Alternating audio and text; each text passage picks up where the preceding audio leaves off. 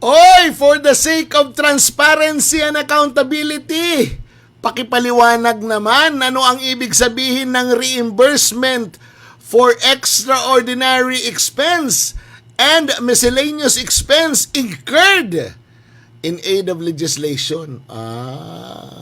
Ano ba yan? Is it a different animal from the MOOE that you are receiving monthly? Alalahanin nyo mga kababayan ha, na itong mga kongresista natin at mga senador ay exempted ito na bulat-latin ang kanilang mga MOOE. Hindi pwede natin makita kasi ito ay liquidation by certification. Ibig sabihin, isi-certify lang nila na ginamit nila yung kanilang MOOE, yung tinatawag na maintenance and other operating expenses. At hindi na ito i-audit ng COA. Paldo. Ngayon, hindi lang ito yung mga congressman, pati yung mga senador mayroon nito. Lahat sila. Oo. Kaya wala sa kanilang nagrereklamo. Everybody all. Pero ito, there is a new animal, ha?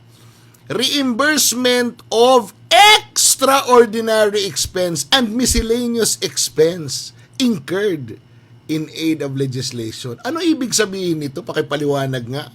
Oy, Honorable Jude Asidre, ha? Shout out sa'yo.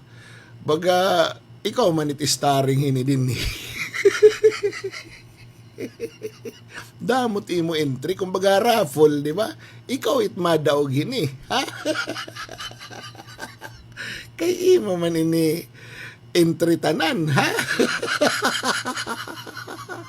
The more entries, the more chances of winning.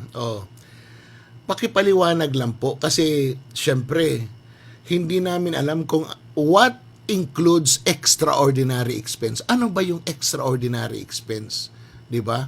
Is it different from an ordinary expense? In what sense? Yung pagbili ba ng kotse, is it an ordinary expense or an extraordinary expense? Siguro pag bumili ka ng kotse para sa bet ka mo, ha? It is an extraordinary expense. Oy! Kailangan mapaliwanagan ng mga kababayan natin dito, ha? Kasi maraming kababayan na pumipila para makatanggap ng ayuda galing sa gobyerno. Malalaki pala yung ayuda nyo dyan sa House of Representatives. Baka naman, pwede nyong paliwanagan kaming mga nagbabayad ng buwis at nakatingin sa inyo dahil baka naman nalilito lang kami pahiring-hiring kayo tungkol sa accountability ni BP Sara, tinatabunan nyo pala talaga ang totoo na kayo yung may mga accountability na dapat mabulatlat at makita ng mga kababayan natin. Ang yayaman na, mayaman pa. Seryoso? May death threat si Risa? Barili ba ito?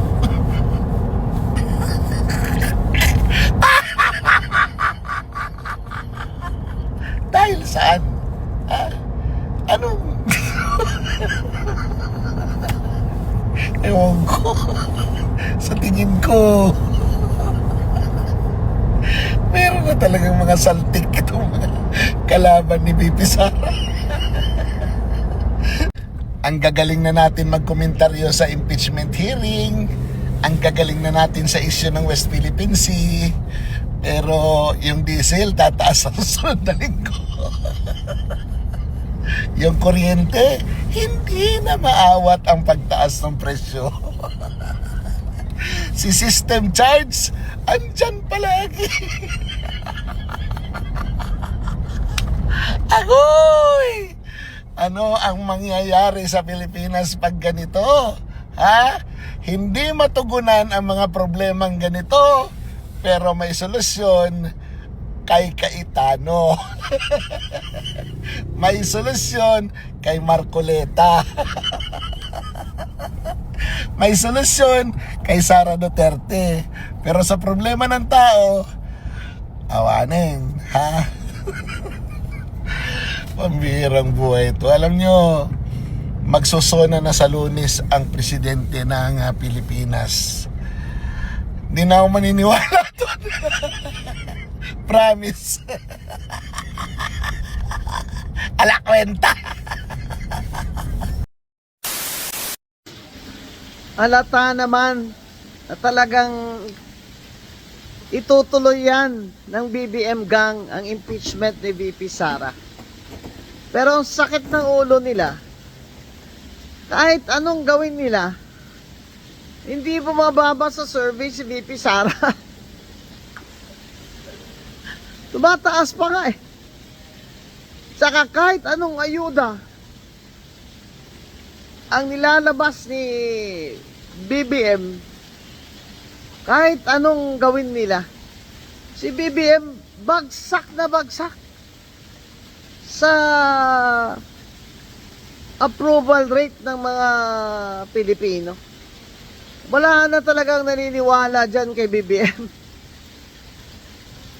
Mamigay ka pa ng mga house and lot dyan, ganun din yan. Pag bababa ang approval rate ni BBM, kiss of death siya sa kandidato niya sa 2028. Kaya lahat na lang gagawin nila. Itutuloy talaga nila yung impeachment na yan eh. Kita mo. Makikita natin yan talagang.